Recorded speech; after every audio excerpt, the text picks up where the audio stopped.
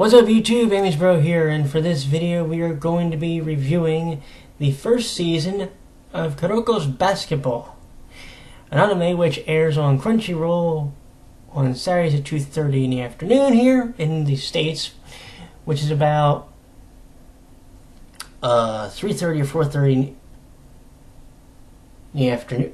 Well, actually, yeah, it's about 4:30 in the morning in Japan. And trust me when I tell you, this first season has been a thrill ride for us. Now, let's go over the some actual backstory. And to do that, well, there's an introduction that happens in the first half of the show. So, here we go.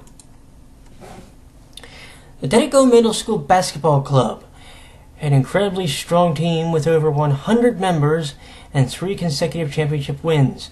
Amongst their brilliant record, the generation of 5 prodigies was known as the Generation of Miracles. However, there was a strange rumor concerning the Generation of Miracles. Despite being relatively unknown and lacking a game record, there was one member recognized by the 5 prodigies, a phantom 6th man. That man is Kuroko, and this is his story. And that is the way the first half of Season 1 starts, explaining that story to you. And what happens through the course of the season is also they develop the characters, a lot of the key characters. Taiga Kagami, Tetsuya Kuroko, the members of the Generation of Miracles that we encounter in the first half, or in the first season rather. One's named Aomine, another's named Midorima, and then of course there's also Kisei Ryota. Each one of them has a specialty. One's just physically intimidating and has a street ball style to him. One can shoot a 3 from anywhere on the court, even as far as from under his own basket. And one has the ability to mirror or copy his opponent. Once he learns that his opponent's tendencies, he can mimic that person to a T. That is what 3 of the members can do. And believe me when I tell you, it's scary when you can see them actually do it.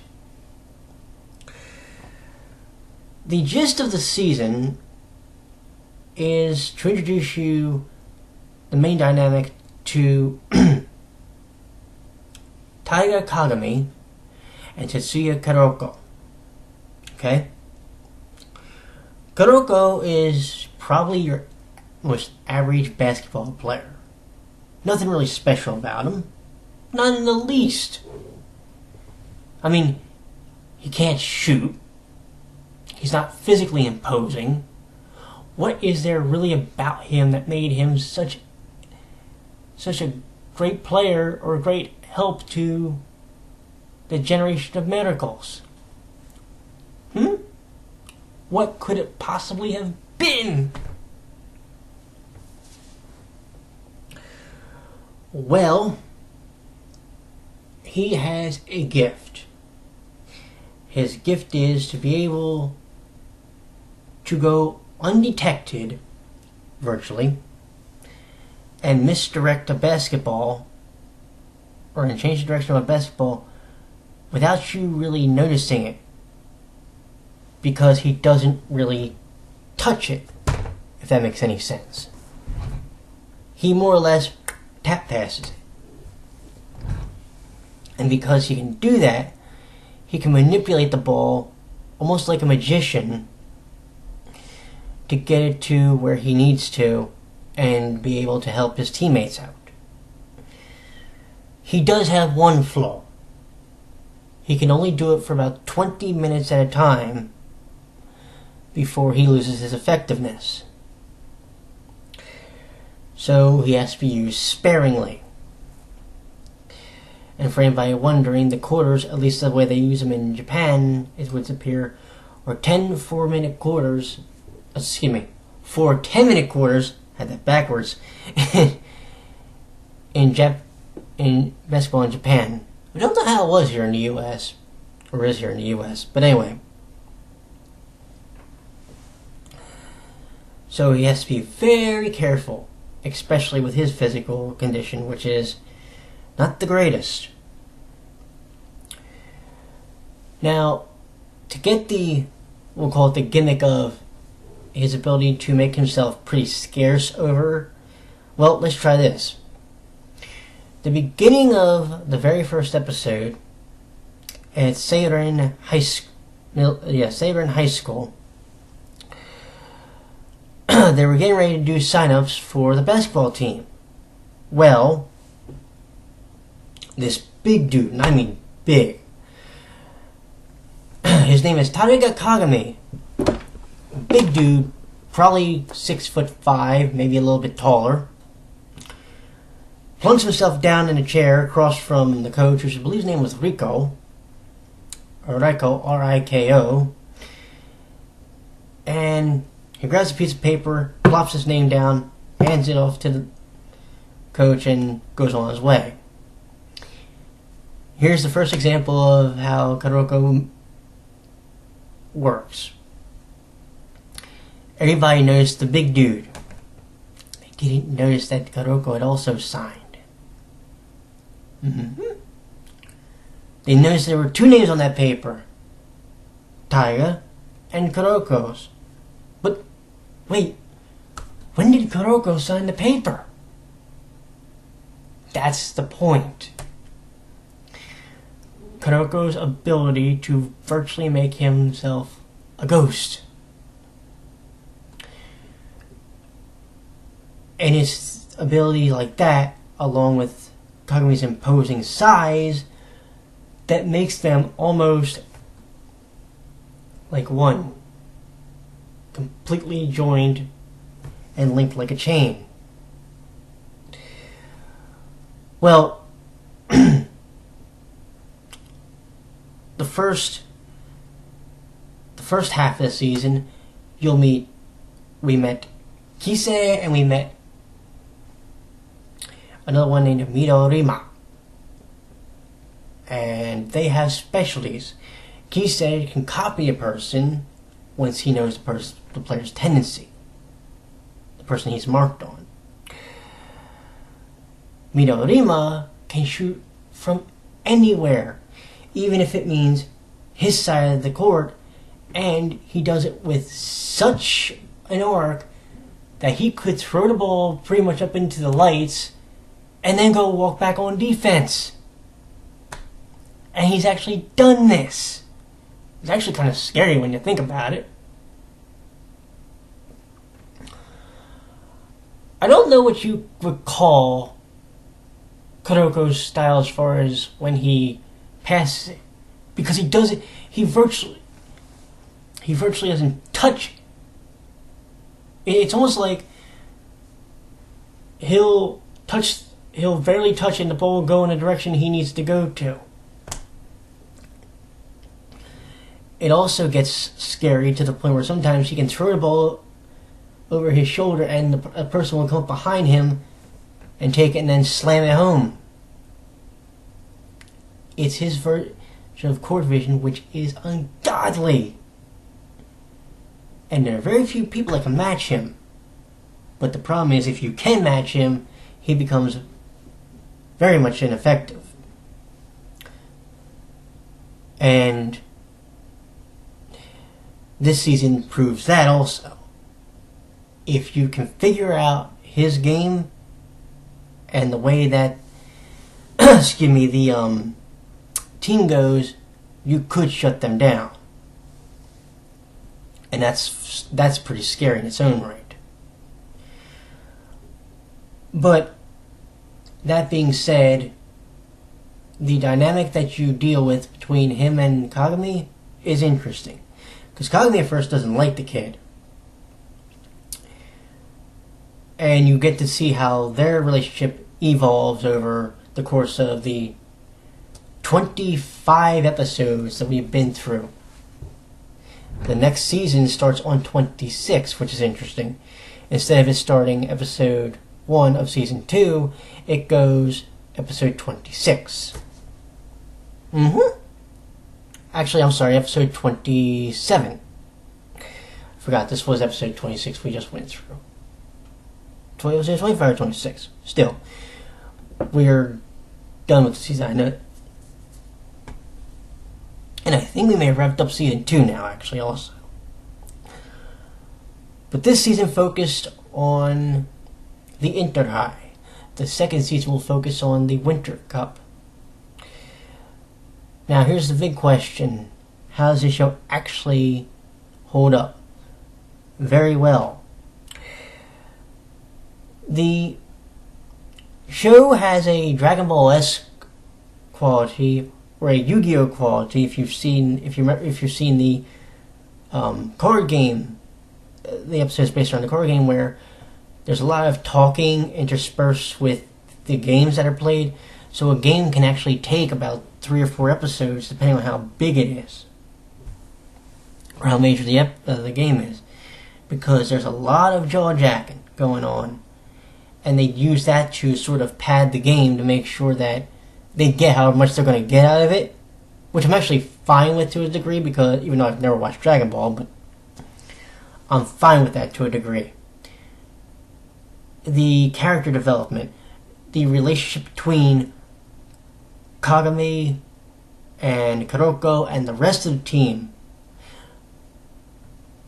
is such that you are watching a growth from somebody who is average at best when it comes to everything else, excel into one of the most dangerous players on the team, and his partner in crime becoming one of the most aggressive big men in the history of Japanese basketball. Oh, don't get me wrong. The other players have their own skills as well, from being able to shoot threes to other versions of court vision. One has a Hawkeye ability, and such that they can complement the other two. It's kind of sad that you don't see too much of really the bench, because the show has so far relied on the starting 5. Here's hoping in season 2, we get to see the other players develop over time, because they're going to need everybody if they want to win the Winter Cup, and they want to prove that the relationship between everybody, including a newcomer named Tepi, or Tepi, T-E-P-I, who is an upperclassman, and he's a big guy, much like Aoming. And he may need to help supplement Kagami if need be, because otherwise they may have problems in the second season, because the Winter Cup's going to be no joke. And for those of you, by the way, who wonders how the Interhigh works, it goes a little something like this. There goes a regular tournament bracket, which is single elimination. You lose once, you're done. There's no way around it. Okay? Then you go into Champions League play. In Champions League, you play 3 games. You play against 3 different opponents, and the team with the best record goes on then to the quarterfinals, the semifinals, and then, of course, the finals. And the winner wins that. The other big tournament is the Winter Cup. That is what the second season is going to focus on, specifically. By the way, we also find out that Kuroko's a big fan of dogs, and he actually got one And I'm not the world's biggest dog lover, I will admit, but that dog's the cutest little shit that I've ever seen in my life. And he carries him around with him. And he actually, I kid you not, has a little jersey on him that has Kuroko's number. They actually call the doggy number 2. When I was thinking about that, I thought, I hope the dog doesn't just go to number 2 on the court one day. Yeah, I made the joke. Anyway, as a whole, this season has been astonishing. It has been amazing. It has been pulse pounding, and I have excuse me. I, on a personal level, after watching one episode, I could not walk. I was literally on the floor because of the adrenaline high that I came off of from watching it. And I've blown my voice out over the course of these 20-some episodes because of how into the show I've gotten. So I do apologize if I'm not talking as excitedly as I usually am, because that's why I'm also taking a day off to recover, because I need this for once we complete the actual series. On a whole, though, how is the series? Well, the animation is absolutely brilliant. Whoever did the animation, yes, thank you. The viewer interest, or taking the viewer, it's almost like character development, viewer development, because you're taking them on a ride emotionally and physically, and being able to see how everything goes. You're just, you're going up and you're going down with them. It's one of those things that you have to see to believe. The story development, I'm fine with it because, okay, yes, the games do tend to drag at some point. But you know what? When I say drag, what I mean is they do a lot of flashbacks, but the flashbacks are more for character development and the story progression with like the games, because like I said, the games go in Dragon Ball-esque form.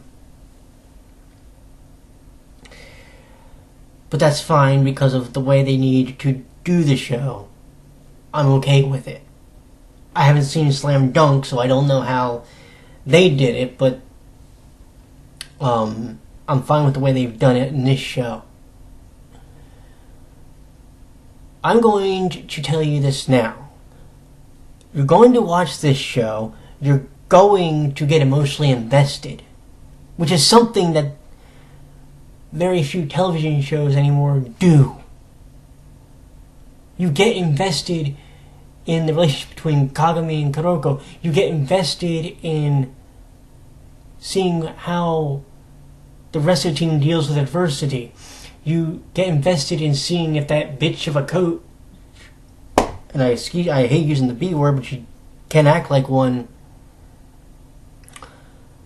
how she deals with making adjustments.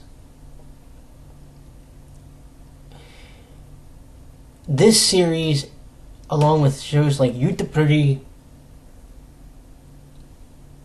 that I have watched, make me grateful for being what I am. And that's an otaku, and I've been one now for almost 17 years. Think about that. There are very few hobbies I can say that I'm proud of being a part of. This is one of them. This show, this season, these characters have helped me realize this is the kind of thing I need to be watching and you need to be watching. Go on Crunchyroll, go watch the first season and go watch the second season if you feel like it, if you want to get ahead of me, because I'm promising you this now. You are not going to forget this journey that you go on for 20 plus episodes in just the first season. And season 2, I have a feeling, is fixing to make that journey even crazier than it's already been. And that, my friends, begins on Tuesday. On Tuesday, we begin the journey to the Winter Cup. We begin the journey with Saturn High. We begin the journey with Kagami, Kuroko, Teppy, and the rest of the gang. Can they do what they couldn't do in the first tournament, in the Inter High? Well, I'm going to find out, and I hope you'll come with me. For anybody who's interested, you can go on to my Tumblr, amysroad.tumblr.com, where I have done live blogs for every episode up to, where I've done blogs for every episode of the first season. Season 2's starts on Tuesday, as I've already said. This show gets a enthusiastic and almost an emotional 2 thumbs up. And I believe in my heart you would be a fool if you didn't go watch this series. Because let me explain something to you. The game is on. And Kuroko and Kagami are waiting for you at the court.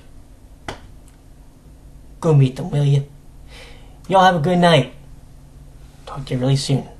Bye-bye.